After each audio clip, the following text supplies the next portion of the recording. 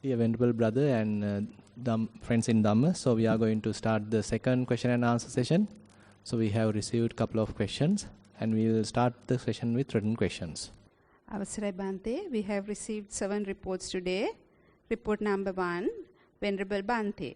When we try to achieve Samadhi or first jhana, I look forward to it from the moment I start the sitting. Is it a good thing or how should I adjust myself? Thero Saranai. I mean, if you look forward to it and if you are wishing it too much, too many expectation itself would be an hindrance. You will never get it. So, I mean, it is good to have a kind of an ambition. So, we are working hard. But at the same time, during the practice, during your session, when you are doing your practice, so you have to have a kind of a mentality of renunciation, mentality of letting go. That's what the whole theme, that whatever Buddha mentioned, so if we are having too many expectations, that very expectation become a hindrance for your practice. So rather than having that expectation, you just continue the practice. When you sit, you are quite comfortable, you sit, you feel happy, contented and satisfied. So when you have that sort of an environment, mindset, so that will lead to various other things as well. So therefore, rather than thinking too much about I need to achieve first jhana, I need to achieve second jhana, or I need to achieve this insight, that insight. So what we are doing is, at the moment, I'm just aware of the breath. I'm just aware of the left leg, right leg, or various phenomena depending on your practice.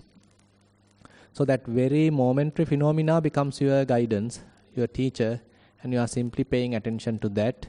So that would be the path. So rather than having too much expectations. Yeah. Report number 2, Reverend Bhante. I wish to give an extension to my yesterday's meditation report.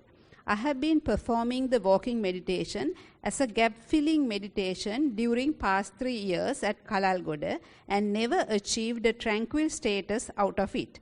From recently, I have been able to settle my mind in the steps, etc., as elaborated yesterday, yet was not able to see Anitta, Dukkha, Anatta as have been read in the teachings. However, was thrilled and noted an achievement after so many years of practice. I am attached to the achievement, thereby making something out of it, without seeing the impermanence, unsatisfactoriness and non-self.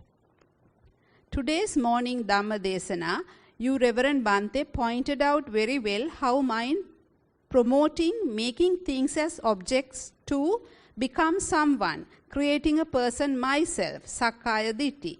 Thank you for your observation and guidance. Although the sermon was general to all, I felt it purposely intended to me. ඔබ වහන්සේට පැතු බෝධියකින් අජරාමර නිවන් සුව මේ භවයේදීම අත්වේවා. සාදු. I mean, even there are kind of an expectation. I mean, it is necessary to have expectation. I mean, I am not telling that Buddha denied that totally, and even Venerable Ananda mentioned in certain suttas. So, tanhan nissaya tanha pahatabbo. So that is useful in the spiritual practice as well, where you are having kind of a craving to abandon craving. So there's a kind of that is the beauty of the practice. I mean, you are sort of targeting, you are having kind of an ambition, but ambition is to abandon all the ambitions. Ambition is to abandon all the craving, all the desires. But you are keeping that ambition. That is necessary. That is what driving you. But later, I mean, as you are maturing in your practice, so slowly it will happen to you. I mean, you can't force yourself to have it. Rather, we are simply doing the daily practice, quite contented, continuing it. And then, as you are maturing, then we are reaching various levels. So at that level, certain insights are available. Say, I'm considering more into the insight practice. So as you are progressing, say you are in the Kayanupassana and you are simply observing various phenomena, bodily phenomena. So those observations actually help you to understand some aspects of the body.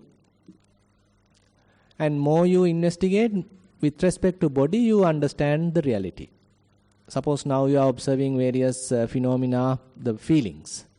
More you investigate, you understand their proper behavior or real behavior with respect to feelings. Suppose now you are observing various signs, perceptions, formations, basically observing the mind. So different thoughts are coming and going, different perceptions are coming and going, signs are coming and going, thoughts are coming and going, so etc. etc. So that helps you to understand what is really happening in your mind. So more you investigate, more you observe, so everybody is telling the same kind of a truth, same kind of a behavior. So that's why Buddha mentioned all the conditioned phenomena have certain common characteristics.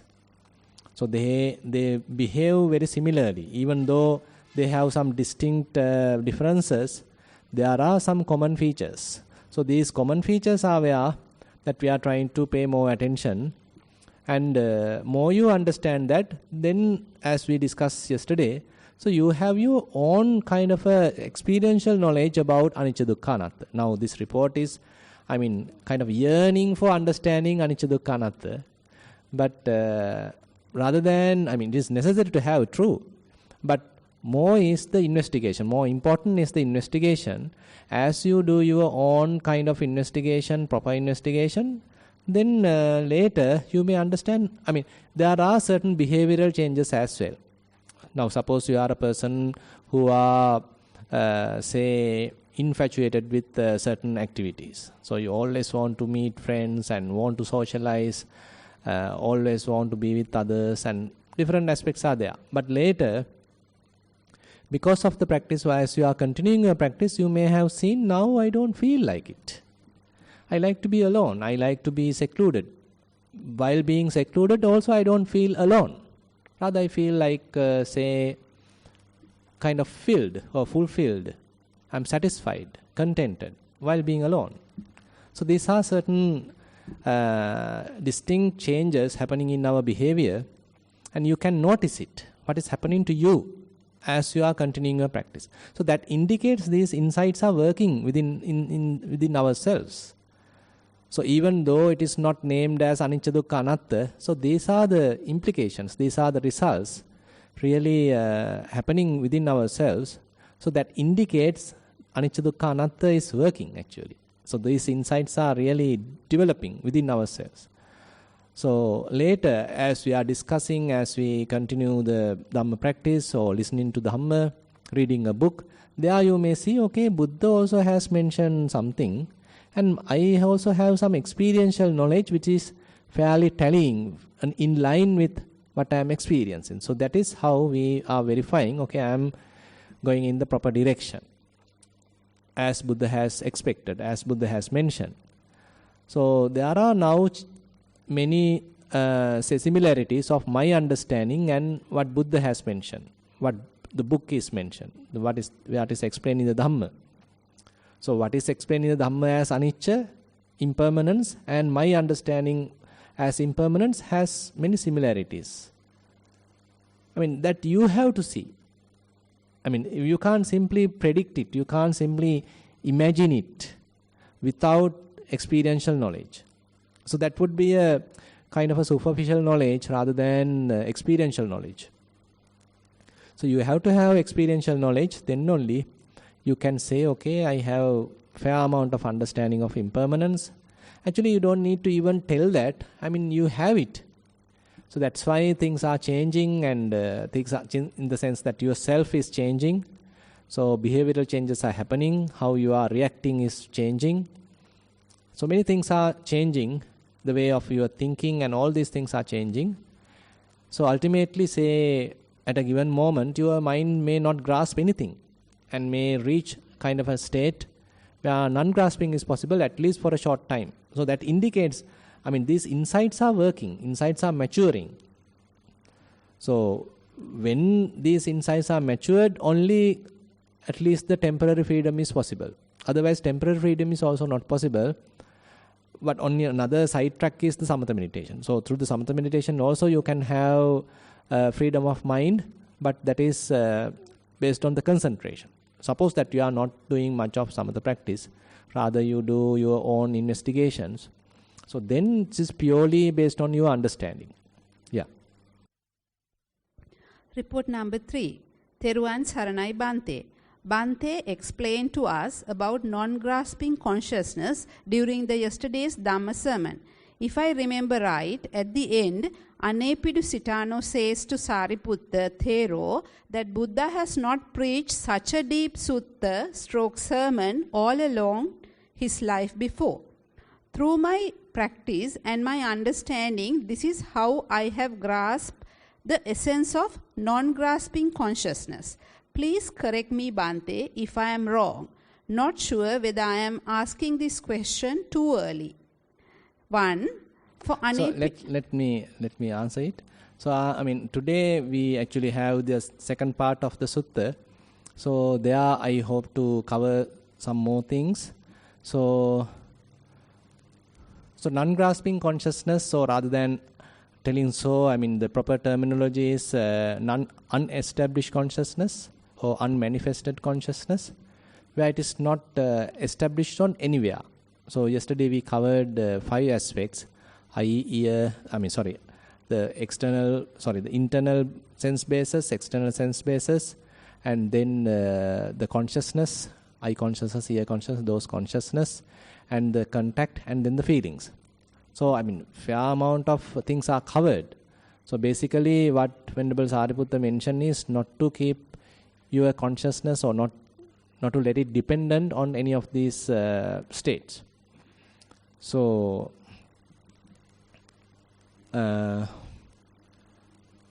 so the question, how to achieve it? Oh, what's his highlighting? She's just saying, she hasn't said what she wants to say yet. So shall I read it out? Okay, yeah, sure. Okay. For Anepinu Sitano to understand the sermon fully, he would have grasped the sermon. That is, grasping sound consciousness plus mental consciousness. But this grasping is wholesome grasping, where one gets insight to anything dukkha. Sorry, I'll read it again. For Anepidu Sitano to understand the sermon fully, he would have grasped the sermon. That is, grasping sound consciousness, mental consciousness. But this grasping is wholesome grasping, where one gets insights to anitya, dukkha, anatta. So grasping consciousness is not non-beneficial all the time. No, I mean, we can't say that we are grasping wholesome something. I mean, whatever the grasping is grasping. So, I mean, this is kind of a different way that we have to analyze. So when mindfulness is available, when wisdom is available, rather than grasping, we say you are kind of contemplating. So now there are 2 Pali terms called ajjosana, and the other one is sammarshana. So ajjosana is that you are strongly grasping and going inside, and you are strongly attached to it. But sammasana means that you are contemplating, you are looking at it, you are investigating it. So it's a kind of a non-grasping process. You see, but your mind is not really talking about it, proliferating about it, or hooked with it. So such kind of a possibility is available. I mean, we don't need to think that hearing a Dhamma sermon means that we are grasping the Dhamma sermon. Rather, we are hearing it, we are listening it, and we are understanding it, but mind may be resting. I hope some of you are understanding what I am talking. So, I mean, your mind is resting. Your mind do not talk. I mean, you are very quiet. There is a possibility of quietly listening. So, mind is not involved even though you deeply understand the sermon. So Anepindu Sitano, in that sense, so he understood the sermon doesn't mean that he is grasping the sound so that he is fairly deluded with the, say, sound consciousness. We can't say so. Rather, he understood the content of the sermon, and that's it. His mind may be still in the sense quite stable. There is no any wavering, any agitation. By the way, I mean, at the end of the sermon, he is crying because of another reason, not because that he has grasped it, kind of clinging to it. By the way, I mean, so this kind of an operation is there. So it is very difficult to think, I mean, logically analyze and say, okay, how one can hear certain thing, understand certain thing without grasping, without holding. But when you are continuing your practice, you may understand, okay, there is a such possibility. Now, just to give a simple example, now say in the beginning of your practice, how you did Anapanasati. Say if you are practicing Anapanasati, so suppose that you are watching the breathing. So at that time, so there may be too much involvement. You are trying to control breathing and you are trying to force breathing and you are a little bit agitated. So many distractions are there. You are trying to hold it strongly. So the breathing pattern change and you get up, I mean, encounter a lot of complexities. So this may be grasping, true.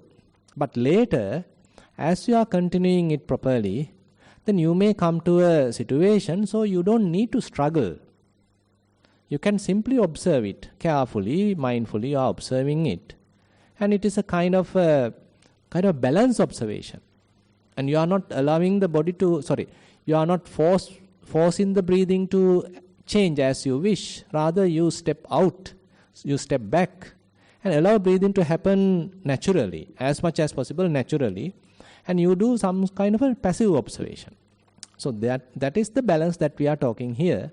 So observation is also happening properly, precisely, and you are not involving, you are not participating into the picture, to the incident, but you are allowing the incident to evolve naturally, to happen naturally, manifest naturally, and you do some unbiased observation. So this is what we are talking.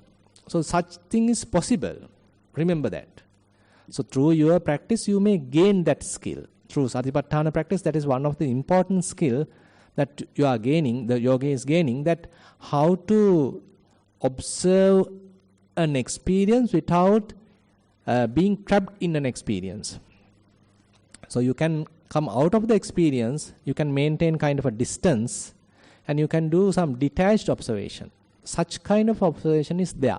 Detached observation, not an attached, involved, grasped observation, rather detached, uninvolved, separated kind of an observation.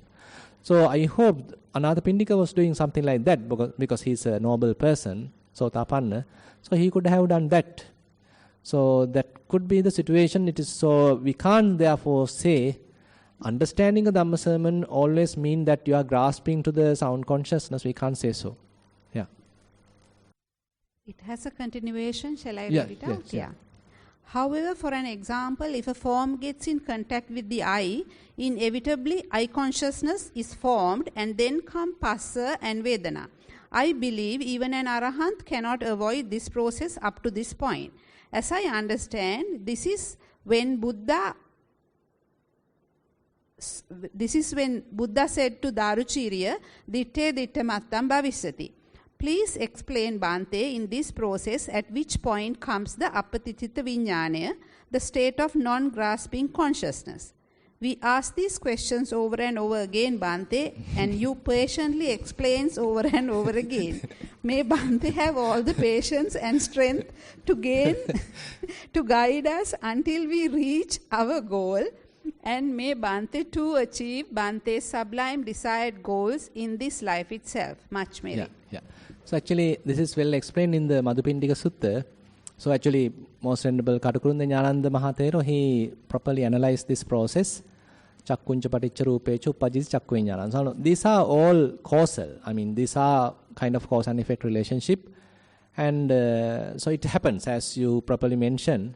I mean, even to an Arahant, even to a Buddha, it is common. Chakkuncha paticca rupecha uppajjati chakku viññānam. Whenever the eye and the form come in line, then the eye consciousness happen. So it's a matter of fact. Then Tinnan Sangati Passo. Now this process repeats now. again and again it happens, and now very much like it becomes like three phenomena, and we forget about their dependent nature, and now very much like things are available as a group. That is called the passa, contact. Still this is causal. And so Parichakkoññāna Tingnan Sangati Passo Passapaccha Vedana. Now the Vedana, the feeling arises, that is also unavoidable. I mean, it's there. Yang Vedeti Tang Sanjanati. Now we get into the picture. Now as a person, now you have some subjective experience, your own likes and dislikes, so many other parts coming from your side. Now depending on those constituents, now you are participating into the picture after Vedana. So till Vedana, things are common to even Buddha, Arahants, that is there.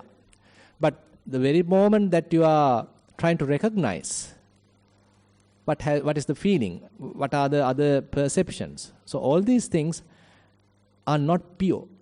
So your mind already has so much of conditioning, so much of coloring, preconceived ideas. So now you are adding so much of things, your own things to the picture, and based on that only you do the sanjanati, you do the recognition. And yan sanjanati tang vitakketi. Now you are thinking. Now you are there, a person is there, you are participating into the picture. You can't simply maintain say silent mind. Rather you start thinking. Now thinking is going on and on. You are overthinking, and ultimately vitakketi tam papancheti. Now you are coming to the papancha level, the proliferation level, and that you are willfully doing, you are intentionally doing. Ultimately yam papancheti tato nidanam purisang bhikkhu papancha sanya sanka samuda charanti. So that is the other part, the last section, where you become a victim of that very process. So there are three stages, we can say. The first stage is common to everyone, even to the Buddha, even to the Arahant, even to us. And the second stage is where we participate. So that may be not present to Buddha if they want, to Arahant if they want, and so the participation part. And the papancha part is not at all available for Arahants. Papancha part, the proliferation part, where we become a victim of that very proliferation. So that is absent. So the question, can you repeat? Please explain, Bhante, in this process, at which point comes the apatittita vijnana, the state of... So now the interesting point is, now here everywhere is not everywhere, when you are in the papancha level, when you are at the mental proliferation level, the consciousness is well established. In the very, very thinking, so it's fairly established. But later you are continuing your practice. Now forget about this process. Now you are continuing the practice. You are developing mindfulness, and say you are able to have that detached observation. You can come out of the experience and do the observation. Now this is how we are slowly going away from or weakening this established consciousness. Rather, you are maintaining some sort of a detached observation, and later that understanding helps to completely free your mind, completely be away from the process, and your mind become completely, say, free, at least temporarily liberated, we can say. At that moment we can say, okay, there is no such established consciousness. So in the previous process we can't say there is unestablished consciousness, rather unestablished consciousness, because ultimately it is established. Later, when you are in a way, I mean, say you do a lot of practice and Vipassana meditation, etc.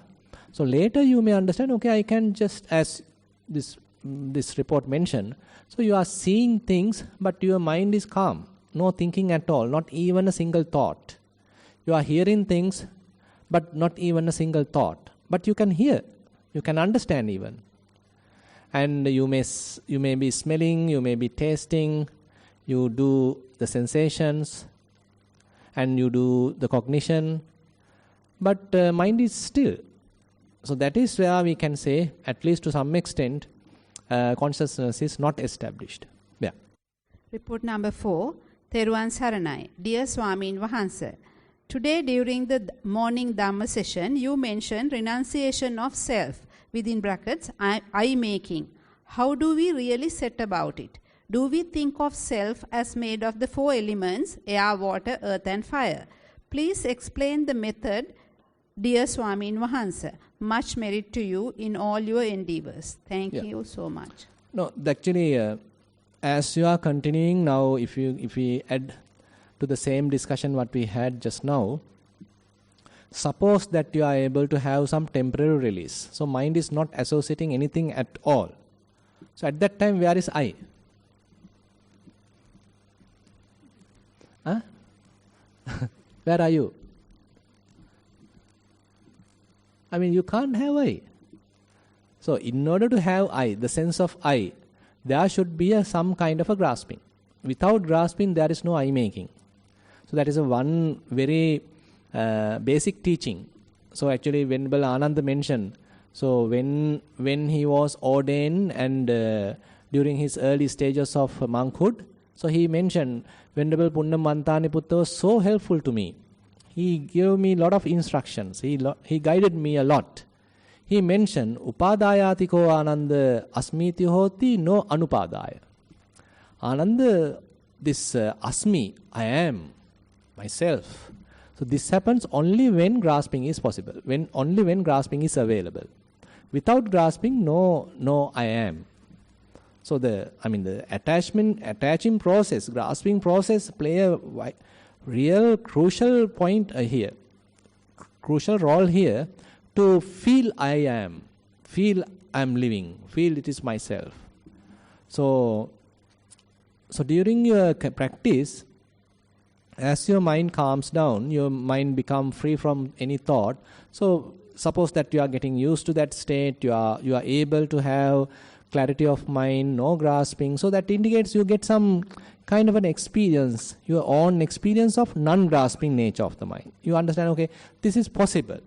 Such state is there. There is no burden. There is no grasping. There is no I. There is no I making. There is no mind making. So my mind is quite simple, clear, calm, no stress. And later, say, as we discussed even yesterday, say you are remembering some activity that you did. Yesterday you were in a queue. So while you were there, someone was, say, telling something. And you got really happy or something like that. And now you getting some thoughts about that. And appreciating your participation, appreciating your activities. Say you have participated and you have given a very interesting comment. They all were satisfied, they were happy and they were appreciating it. So that is where a second thought is arising later time, approving that process, approving that activity that you did. So that is a kind of a self-promoting thought.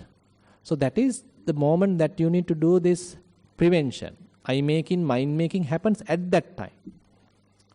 Probably, when you were at the queue, when you were doing that activity, even there is no I-making, mind-making. Because you did, based on the situation, you may simply have participated. But later on, when you are at home resting, then a second thought is arising about what you did, how well you did. So appreciating what you did. So that is a possibility that you are promoting yourself, highlighting yourself, thinking that you are a good person or bad person or whatever it is, as a person, as an individual, as I, as an important person, whatever it is. So that is the moment that you need to disclaim.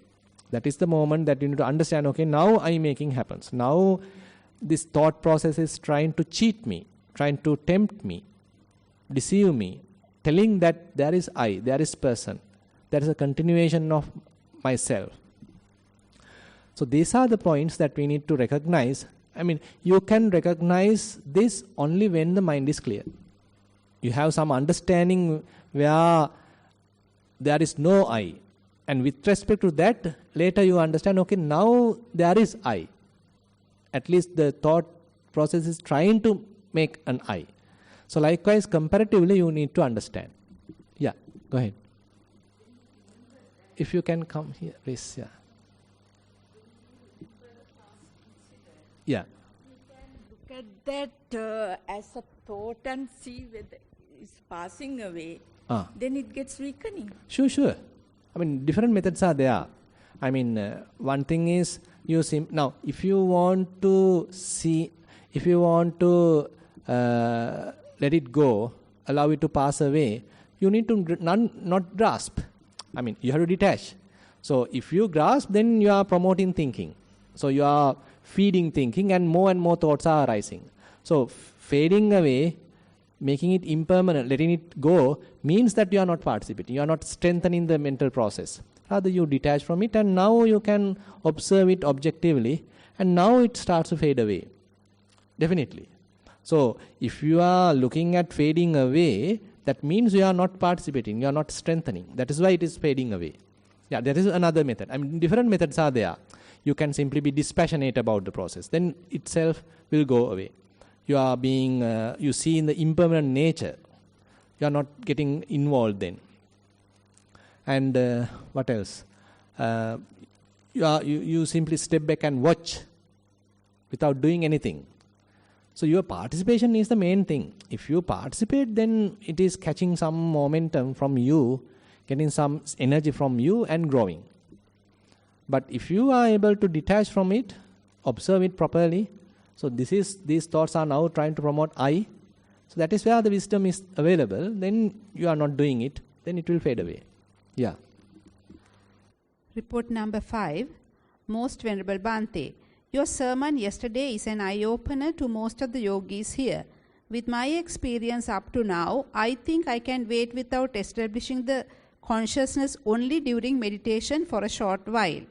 I am sure with much practice, we should be able to achieve it during day to day. However, my question is, when you are under severe pain, how can you achieve it? Is it that we must meditate during our last moments to keep the unestablished status on our six senses? Yeah, I mean, we can tell like this. I mean, this is also a little subjective. We can't say that the person is not aware of the pain. He may be fully aware.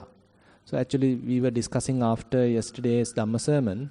So during the Buddha's passing away, so Venerable Anuruddha, he being the foremost in the psychic powers, so he was observing each and every activity Buddha was doing. How Buddha is bearing the pain and how he is going from one jhana to the other one and then again coming back, ascending, descending, all sort of things, and then he letting go and all these things. So Venerable Anuruddha has seen it properly. And ultimately, Venerable Anuruddha make a comment, Buddha bared the severe pain. Buddha borne the severe pain. So that means he went through severe pain, but his mind was not established, but he understood. I mean, there is pain. He felt it. So therefore, we can't say that we are not feeling it at all. So we may be feeling, but still mind is, say, unwavering. So mind has its own stability. Mind has its own freedom, even though severe pain is available. Now there are other things. Now, I mean, pain is one thing. Attaching to that is another thing. Pain is one thing. Making it mine is another thing. Then only you are having a mental pain. No, adding mental pain onto the physical pain. So these are two things. So the practitioner's duty is to prevent this mental part. So we can't stop physical pain at all. So physical pain is there. But how about having a mind which is not promoting that pain as a mental component? So these are the areas I think we have to look into. Rather than we can't say that we are not conscious about the pain. We may be fully conscious. So the dying person may be fully conscious. But still he has a lot of practice. So through the practice he is able to bear it and not to get sort of agitated by that. So even can you remember that in the Dhamma sermon, So we were highlight Dhamma sermon, yeah.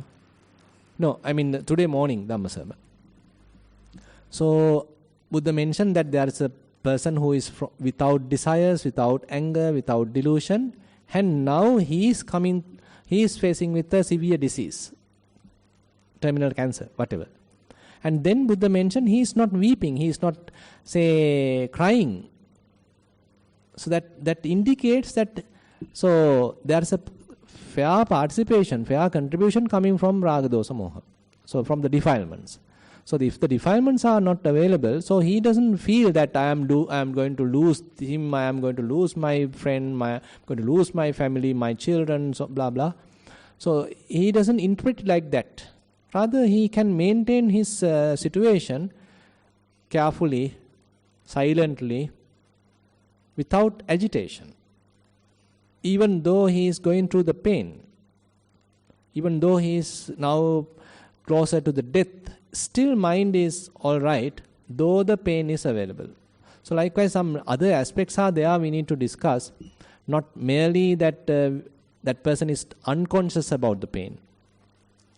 He may be really conscious about the pain, but mind still is stable. Yeah. Report number 6. Venerable Bhante, most people chant Pirit during the last moment of your loved ones. If you have not practiced meditation, is it okay to listen to Pirit during last moment? Yeah, rather than listening to their cries, better to listen to Pirit. Because I mean, at least you get some faith, no? I mean, your mind may be calmed down. What is available in Pirit is some sublime qualities of the Buddha, Dhamma, Sangha, some good qualities. And if you know the meaning and maybe, but not to the tune, I mean. The Pirit also has, when someone is beautifully reciting, there may be a kind of a tune coming in that if you are attached to that, there is no much benefit. I mean, other than you are calming down. But if you know the meaning of Pirit, and if you are able to recall Buddha's quality, Dhamma quality, Sangha quality, etc., then there is a fair chance that, because Buddha mentioned, so if you have kind of a reflection about the Buddha, reflection about Dhamma, reflection about Sangha, so that means your mind is calming down, you are settling, your mind is not agitated. So there is a significant contribution coming. But on the other thing is now, I mean, before you come to that level, you are used to listen to Pirit. Have to. Otherwise, now say whoever is, if this is the first time that he or she listening to Pirit, I don't think that he may get the benefit. But you are a regular listener to Pirit, and you are with Dhamma, and you know exact meanings, and then there's a significant importance. The other thing is, but suppose you are a meditator, then I am probably, I mean, there are still maybe some contribution. Because can you remember Venerable Maha Moggallana was sick. At that time, Buddha went there and he chanted Bojjhanga Paritta. And Venerable, who else? Sariputta, no? No, Sariputta? Mahakashyapa. Yeah, Mahakashyapa. So he also was sick. Buddha went there, and again Buddha preached Bojjhangas. And then Buddha himself was sick, and at that time he invited Venerable Chunda to recite Bojjhangas. So that has a healing effect. Because when you are sick, your mind also has some kind of a impact coming from that. And so you yourself cannot maybe physically arouse kind of an energy. So just listening to another's recitation and what you also have previously experienced has a kind of a uplifting effect, kind of a sublime effect developing within yourself when you are sick. So then you are properly again and when you are slowly uplifting yourself, you feel happy, you feel joy, and you feel internally tranquil, mind get concentrated, you forget about all the pains. So this passaddhi and tranquility and all these things have a severe impact. So And then you feel quite comfortable and your mind get concentrated. Again, your mind is clear. Now there's a possibility it has a influence coming to your body as well. Because mind is now fairly liberated. You re-establish yourself, and that has a healing effect to the body as well. Yeah, that's all. So those are the questions we have received. So if anyone else has another question, you can spend a few more minutes.